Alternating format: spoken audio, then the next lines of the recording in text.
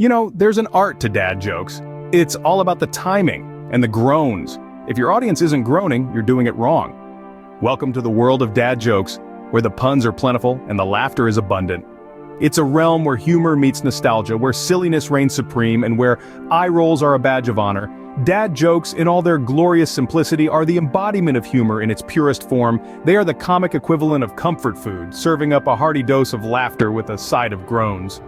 We all know them, we've all heard them, and despite our best efforts, we've all laughed at them. You see, dad jokes aren't just jokes. They're a cultural phenomenon, a universal language understood and appreciated by people of all ages. They transcend borders and break down barriers. From the heartland of America to the bustling streets of Tokyo, from the snowy peaks of the Himalayas to the sun-kissed beaches of Australia, dad jokes are a global commodity, a shared experience that brings us all together. And what's the secret sauce that makes dad jokes so irresistible? It's the element of surprise. The unexpected twist, the clever wordplay. A dad joke is like a surprise party for your brain. It catches you off guard, makes you think, and then rewards you with a hearty laugh. Or a groan. Sometimes both. Dad jokes are the jokes that never get old. They're timeless, they're classic. They're the jokes that dads tell their kids, and then those kids grow up and tell their kids. And so, the cycle continues. Generation after generation, dad joke after dad joke. So, whether you're a fan of puns, a lover of wordplay, or just someone who appreciates a good laugh, you're in the right place. We're about to embark on a journey through the world of dad jokes, where the humor is as wholesome as it is hilarious. So, buckle up and prepare for a laughter riot, and remember, the worse the joke, the better. Why don't trucks ever get bored? Any guesses? Because they keep on trucking. Now, speaking of trucks, here's a quick one for you. Why did the Ford F-150 go to the party? Because it heard it was a pickup joint. And what about Toyota trucks? Why did the Toyota Tundra stop in the middle of the desert? It wanted to break the ice. Oh, and here's one about Ram trucks. Why don't you ever play hide and seek with a Ram? Because it always stands out in a crowd. And here's a universal truck joke for you. What do trucks and a bad dad joke have in common? They both have their own way of delivering a load. And finally, why did the truck break up with its tires? It felt like they were just going in circles. And that's why trucks don't need Netflix. They've got miles of entertainment on the road.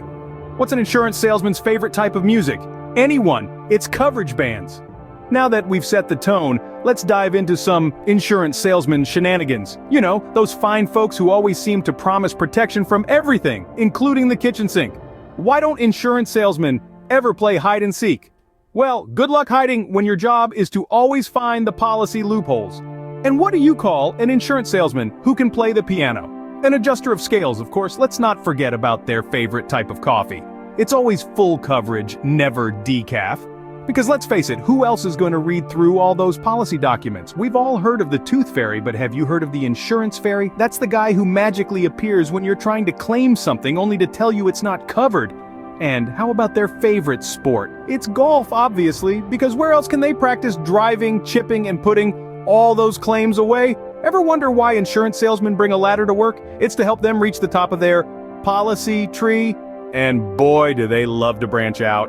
What's an insurance salesman's favorite board game? Risk, naturally. They're always calculating the odds, even during game night. Why don't insurance salesmen ever get lost? Because they always ensure they know the policy route. What's an insurance company's go-to dance move? The premium shuffle, where they sidestep all your questions while raising your rates, you know? They say insurance salesmen are like comedians. They have a policy for every situation, and if you don't laugh at their jokes, they just increase your premium. And finally, what's an insurance salesman's favorite day of the week? Policy day, because it's always a premium time to raise your rates. And that, folks, is why insurance salesmen are the life of the party. They've got coverage. Why did the nurse carry a red pen at work? Any takers? In case she needed to draw blood. Now, how about doctors? They're a funny bunch. Did you know why the doctor carried a thermometer behind his ear? Well, he wanted to be a hot doctor. And when it comes to medical humor, you can't forget about those medical students. Why don't they ever party? Because they've got no organization. But let's not leave the dentist out of this. Why was the toothbrush feeling down? Because it was going through a rough bristle period. And the optometrist, why was he always calm? Because he could always see the bright side of life. But you've got to give it to the doctors. They're resilient. They have a sick sense of humor, you could say. I mean, they deal with sutures all day long. That's why you never play hide and seek with a doctor. They always have the patience to find you. You know, I once asked a yogi why they always wear yoga pants. They said because jeans are too distressing. Now isn't that a stretch? Now imagine this, a bearded man walks into a yoga class and the instructor says, "Sir, this is a clean-shaven class." He replies, "Well, that's a close shave. I thought it was a yoga class, and here's one for the road." Why did the bearded yogi refuse to shave his beard? Because he didn't want to cut it close with his yoga practice. Why did the yoga pants go to therapy? Because they felt stretched to their limits. And what's the favorite exercise of yoga pants? The stretch and hold. They're always ready to embrace the next pose, much like our bearded friends embracing their next beard oil. Now, a bearded man and a pair of yoga pants walk into a bar. The bartender says, "We don't serve yoga pants here." The yoga pants reply, "That's okay, we're just here to stretch our legs." And the bearded man adds, "And I'm just here to comb the area." And finally, why did the bearded man wear yoga pants to the party? Because he wanted to stretch the truth about his waistline and brush up on his fashion sense. And that's why yoga pants and beards are a match made in heaven. They both stretch the limits of fashion. Why don't dogs make good dancers? Any ideas? Because they've got 2 left feet. Now isn't that a howler? But let's not stop at our canine companions. Let's talk about cats too. Ever wonder why cats are such great singers? Well, because they're always in tuna. You thought I was gonna say meow-sick, didn't you? And speaking of tunes, do you know why trees are terrible at playing the piano? Because they always play in the key of tree. Now let's dive back into the world of dogs. Picture this. A dog walks into a job interview. The interviewer asks, "What are your skills?" The dog replies, "I can't operate machinery, but I'm pretty good at fetching." And you know, trees aren't just terrible piano players, they're also terrible comedians. You know why? Because their jokes are always wooden. They just can't leaf well enough alone. But let's not forget our feline friends. Did you hear about the cat who swallowed a ball of wool? She had mittens. And speaking of wool, why don't trees ever get cold? Because they always wear a barca. Back to dogs, what do you call a dog magician? A labracadabrador. Now that's a spellbinding joke. And speaking of magic, why don't trees ever get lost? Because they always stick to their roots.